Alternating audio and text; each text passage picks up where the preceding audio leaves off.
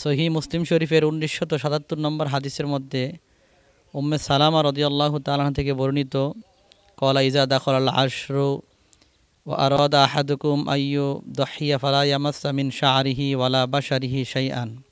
হযরত উম্মে সালামা রাদিয়াল্লাহু তাআলা থেকে বর্ণিত, তিনি বলেন, আল্লাহর রাসূল সাল্লাল্লাহু আলাইহি সাল্লাম বলেন, যখন জিলহজের প্রথম দশক শুরু হয়, তোমাদের মধ্যে যারা কুরবানি দেওয়ার ইচ্ছা পোষণ করে তারা যেন তাদের চুল এবং নখ না কাটে।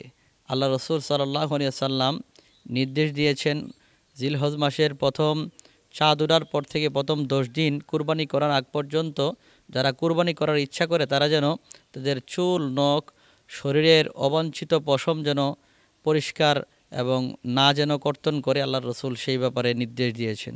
আসুন আমরা শরীরের চুল, নখ এবং অবাঞ্ছিত পশমগুলা এই 10 দিন না কেটে আগে থেকেই কাটার চেষ্টা করি এবং এই 10 দিন এগুলা থেকে বিরত থাকি।